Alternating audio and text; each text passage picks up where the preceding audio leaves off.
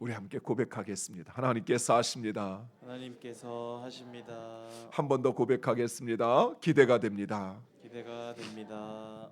오늘은 예루살렘으로 가는 순례길 그 5번째 희생의 길을 함께 묵상해 보고자 합니다. 그리스도인이라면 누구나 예수님을 닮고자 합니다. 하나님 역시 우리에게 예수님을 닮으라고 말씀하십니다. 그래서 성도들은 겸손하려고 노력하고 섬기려고 양보합니다. 그리고 사랑하려고 무진 애를 씁니다. 그런데 내 자존심이 상하면서까지 겸손하려고는 하지 않습니다. 고통과 부담을 짊어지는 희생을 감수하는 그런 섬김은 피하려고 합니다. 내가 할 수 있는 사랑, 기쁘고 행복한 사랑을 하려고 하지 아파하면서까지 사랑하려고 하지 않습니다. 즉 예수님처럼 살고 싶은 소망은 우리에게 있는데 정작 예수님처럼 되고 싶지는 않은 것입니다. 이것은 진정 예수님을 닮는 것이 아닙니다. 그렇다면 우리는 왜 예수님을 닮아야 하는 것일까요? 하나님은 왜 우리에게 예수님을 닮으라고 말씀하시는 것일까요? 에베소서 5장 1절과 2절에 이렇게 말씀합니다. 그러므로 사랑을 받는 자녀같이 너희도 하나님을 본받는 자가 되고 그리스도께서 너희를 사랑하신 것 같이 너희도 사랑 가운데서 행하라. 그는 우리를 위하여 자신을 버리사 향기로운 제물과 희생 제물로 하나님께 드리셨느니라. 예수님을 닮는 것은 결코 편한 길도 쉬운 길도 아닙니다. 오히려 예수님을 닮는 것은 쉽지 않은 길을, 또 희생 없이는 갈 수 없는 길을 가는 것입니다. 하나님은 우리를 그토록 사랑하신다 하면서 왜 우리에게 그런 희생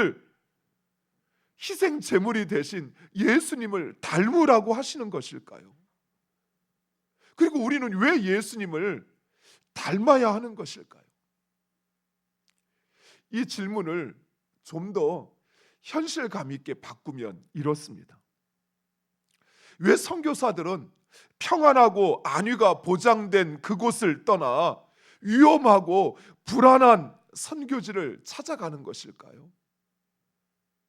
자신의 생명도 그 안전도 담보할 수 없는 왜 그곳을 그들은 그렇게 마다하지 않고 가는 것일까요? 왜 우리는 자신의 시간과 물질을 기꺼이 주님과 주의 나라를 위해 헌신하는 것일까요? 이 질문에 대한 답을 오늘 말씀에서 함께 찾아보고자 합니다. 오늘 말씀은 예수님이 잡히시기 전날 밤, 곧 목요일, 제자들과 함께 저녁 식사를 하시면서 하신 말씀입니다. 먼저 제자들에게 떡을 떼어 주시며 이것은 너희를 위하여 주는 내 몸이라 하십니다.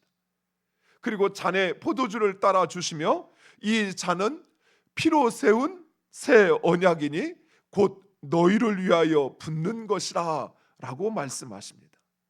즉 예수님은 우리를 위하여 자신의 몸과 피를 희생하시어 새 언약을 세우시겠다는 것입니다.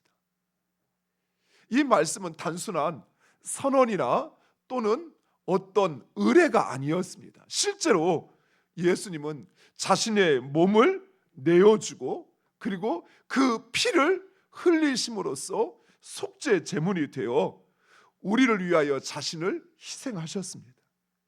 우리를 위하여 자신의 생명을 내어주신 것입니다. 그리고 우리는 예수님의 그 몸과 그 피를 통해서, 그 희생을 통해서 죄에서 구원받고 새 생명을 얻었습니다.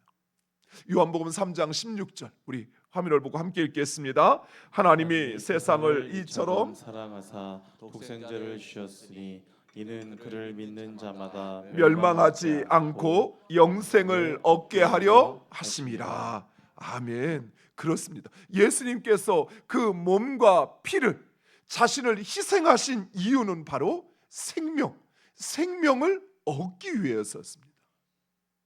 생명을 얻기 위해 희생하신 것입니다. 씨앗은 싹을 내기 위해서 자신의 껍질을 벗습니다. 꽃은 어떻습니까? 열매를 맺기 위해 자기 꽃을 떨구어야만 합니다. 꽃이 떨어지지 않고 열매가 맺히는 경우는 없습니다. 열매는 씨앗이 되기 위해서 스스로 썩습니다. 내가 썩어 죽어야만, 그래야만 또 다른 열매가, 또 다른 생명이 맺혀지는 것입니다. 이처럼 희생은 생명을 얻되 더 풍성히 얻기 위한 자기 비움인 것입니다. 아무리 큰 그릇이라 할지라도, 아무리 좋은 그릇이라 할지라도 비우지 않으면 결코 새로운 것을 담을 수 없습니다. 그곳에 이전 것과 새 것이 들어가면 그것은 결국 둘 다를 망쳐버리게 되는 것이죠. 이처럼 예수님은 희생을 통해 모든 이들로 새로운 생명을 얻게 하신 것입니다. 자신을 비움으로 그곳에 모든 이들의 생명으로 충만하게 하신 것입니다. 사랑하는 성도 여러분, 우리가 예수님을 닮아야 하는 이유가 바로 여기에 있습니다. 특별히 예수님이 가신 그 희생의 길을 우리가 따라야 하는 이유는 바로 생명을 얻기 위한 것입니다. 생명을 얻되 더 풍성히 얻기 위해서는 희생의 길을 가야만 한다는 것입니다. 사람들은 희생을 모든 것을 포기하는 것이라 생각합니다. 그래서 희생하면 손해본다고 생각합니다. 이것이 세상의 원리요, 세상의 방식입니다. 그러나 하나님의 방식, 우리가 따라야 할 그리스도의 방식은 오히려 더 생명을 풍성히 얻기 위한 지혜로운 선택인 것입니다. 예수님께 드린 오병이어를 희생하였지만, 그러나 그것은 5천 명을 먹고 12광주리가 남아 돌아왔습니다. 예수님께 드린 7병이어, 그것은 4천 명을 먹고 7광주리로 남아 돌아왔습니다. 사라와 가부가 희생하였던 밀가루 한 줌과 기름 한 방울, 그것은 헤아릴 수 없는 밀가루와 기름으로 돌아왔던 것입니다. 이처럼 희생은 손해가 아닙니다. 희생은 더 풍성해지기 위한 지혜요, 그리고 하나님의 능력을 나의 능력이 되게 하는 능력인 것입니다. 탈무드에 재미난 이야기가 있습니다. 어떤 사람이 죽으면서 세 아들에게 낙타 17마리를 남겨주었습니다. 그러면서 이런 유언을 남겼습니다. 첫째 아들에게는 2분의 1을, 둘째 아들에게는 3분의 1을, 셋째 아들에게는 9분의 1을 유산한다. 그래서 아버지가 돌아가신 다음에 세 아들이 모여서 유산을 분배합니다. 17마리의 낙타를 2분의 1로 나누면 어떻게 됩니까? 첫째는 8.5마리, 3분의 1로 나누면 어떻게 됩니까? 둘째는 5.667마리, 셋째는 9분의 1로 나누니까 약 1.89마리. 살아있는 낙타를 쪼개서 나누어야만 했던 것입니다. 그래서 세 아들은 뭔 이런 이상한 유언을 남겼나 하며 아버지를 원망하며 서로 더 많이 갖겠다고 다투는 불성사나운 일이 벌어졌습니다. 그것을 지켜보던 한 지혜로운 노인이 자기가 가지고 있는 낙타 한 마리를 그 세 형제에게 주는 것입니다. 그러면서 그것으로 아버지 유언대로 나누라라고 이야기합니다. 그러면 낙타가 몇 마리죠? 18마리. 첫째 아들 2분의 1은 몇 마리입니까? 9마리. 둘째 아들 3분의 1은 6마리, 셋째 아들 9분의 1은 2마리. 총 몇 마리입니까? 계산이 잘 안 되시죠? 9마리, 6마리, 2마리. 몇 마리? 17마리. 그리고 지혜로운 노인이 주었던 한 마리의 낙타는 고스란히 남아 그것을 가져갔다고 합니다. 17마리를 가지고 2분의 1, 3분의 1, 9분의 1로 각각 나누려고 할 때는 도저히 나눠지지가 않는데 누군가 한 마리를 희생하여 내어주었더니 오히려 각각 9마리, 6마리, 2마리로 나눠 가지고 그리고 한 마리가 고스란히 남았다는 것이. 사랑하는 성도 여러분, 이처럼 희생은 손해가 아닙니다.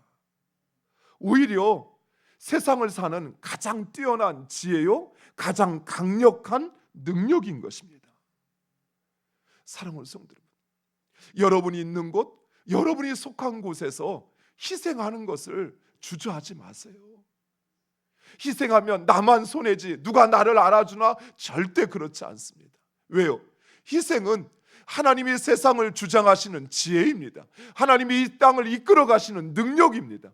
여러분이 희생하면 그러면 단절된 관계가 회복되어집니다. 무너진 관계가 회복되어집니다. 가정이 다시 일어나고 교회가 다시 부흥하게 되는 것입니다. 왜 가정에 다툼이 있고 왜 교회가 쇠락할까요? 교회 안에 희생하면 손해본다는 세상의 논리가 들어와서 우리를 붙잡고 놔주지를 않는 거예요. 그래서 이전에는 내 것을 아끼지 아니하고 내 모든 시간과 물질을 주를 위해서, 교회를 위해서 바치는 거 아끼지 않았어요. 전 뒤에서 우리 123 여전도에 찬양하는데 눈시울이 막 붉어져요. 한 분 한 분을 생각하는데 정말 이분들의 기도와 이분들의 희생이 지금까지 우리 교회를 유지해 왔고 또 성장하게 했고 지금도 그렇게 하고 있다는 거예요. 제가 일일이 다 말씀드릴 수는 없지만 정말 보이지 않는 곳에서 주님의 교회를 위하여 희생하고 자기의 것을 아끼지 아니하고 주님 앞에 드리는 그 헌신과 그 섬김을 보면 목사인 저도 가끔 부끄러워요. 어떤 분은 퇴직금을 받아서 그걸 전체를 주님 앞에 드리는 분이 있고 적금을 탔는데 그것을 자신과 자식들을 위해서 쓸 수 있는데 그것을 주님 앞에 가지고 와서 드려요. 왜 안 아깝겠어요? 왜 그것이 소중한지 모르겠어요. 저는 아직 늙어보지 않아서 모르겠지만 나이 들면 돈이 더 필요하다고 그러잖아요. 그런데 자신에게 있는 그것을 아끼지 아니하고 주님과 교회를 위해서, 주의 나라를 위해서 헌신하고 희생하는 그것이, 그 희생이 우리의 교회를, 힘들고 어려웠던 우리 교회를 다시 일으키고 다시 부흥을 꿈꾸게 하는 줄 믿습니다. 여러분의 가정도 마찬가지. 가정이 힘들고 우리 가정이 왜 이렇처럼 분란이 있고 분쟁이 있는가라고 생각하신다면 여러분이 그곳에서 희생하시면 돼요.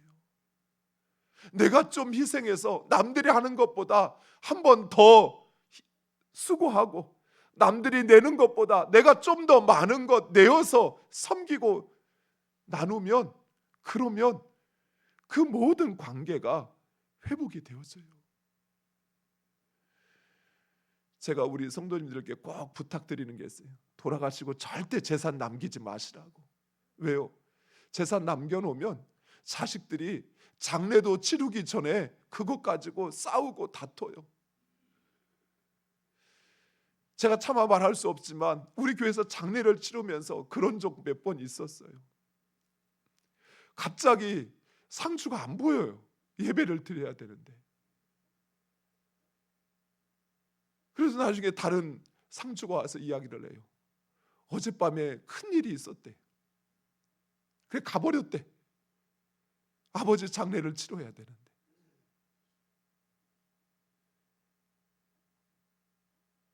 사랑하는 성도 여러분, 우리 자녀들에게 여러분이 물려줘야 할 유산은 분명합니다. 돈이 아니에요. 이 땅을 사는 하나님의 방식, 신앙을 유산으로 물려주셔야 돼요. 주를 위하여 아끼지 않고 헌신하고, 그리고 그 희생한 삶에 대하여 하나님이 보상해 주셨던 그 믿음의 삶, 믿음의 삶을 유산으로 주시면 여러분이 1억 10억 주는 것보다 하나님이 더 큰 것으로 보상해 주셔요. 어줍지 않은 아파트 하나 남겨줘서 그래서 그것 가지고 자녀들이 물고 다투고 싸우고, 하나님 나라 가셔서 그거 지켜보면 얼마나 속상하셔요. 가서 평안해야 되는데. 그리고 우리가 예수님을 닮아야 하는 더 결정적인 이유가 있습니다. 그것은 바로 예수님께서 바로 그것 때문에 죽으셨기 때문입니다. 고린도후서 5장 15절 말씀, 우리 화면을 보고 함께 읽겠습니다. 그가 모든 사람을 대신하여 죽으심은 살아있는 자들로 하여금 다시는 그들 자신을 위하여 살지 않고 오직 그들을 대신하여 죽었다가 다시 살아나신 이를 위하여 살게 하려 함이라. 아멘. 그가 모든 사람을 대신하여 죽으신 이유가 살아있는 우리들로 하여금 다시는 자기 자신을 위하여 살지 아니하고 오직 그들을 대신하여 죽었다가 다시 사신 이 곧 예수 그리스도를 위하여 살게 하려 함이라. 사랑하는 성도 여러분, 예수님은 그를 믿는 자들이 예수님처럼 되기를 원하셨어요. 왜냐하면 예수님처럼 사는 것, 그것이 이 세상을 사는 가장 지혜로운 방식이요, 그리고 최종적인 승리를 얻기 때문입니다. 예수님은 세상을 사는 것이 얼마나 힘든지 몰랐을까요? 예수님도 이 땅에 오셔서 30년 동안, 아니 33년 동안의 그 공생의 기간과 또 맡겨진 삶을 사시면서 우리가 생각하는 것 이상으로 고난을 당하셨습니다. 그래서 예수님은 이 땅을 사는 것이 얼마나 힘든지 알고 계셔요. 더더욱 예수님처럼 사는 것이 얼마나 어렵고 고통스러운 것인지 알고 계셔요. 그런 예수님께서 우리에게 자신을 위하여 살게 하시기 위하여 죽으셨다 말씀하십니다. 왜요? 그 길이 생명의 길이요 승리의 길이기 때문입니다.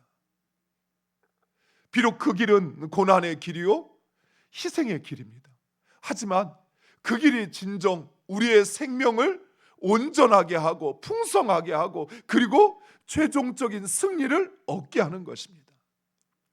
1세기에 베드로를 대신하여 안디옥 교회 감독으로 섬기었던 igna티우스라고 하는 교부가 있습니다. 지금 이런 사진으로 가끔 알려져서 조금은 섬찟하기도 한데요.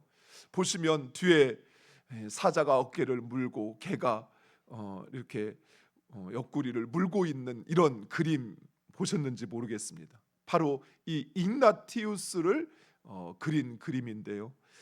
AD 107년경에 그는 체포되어 로마로 압송되게 됩니다.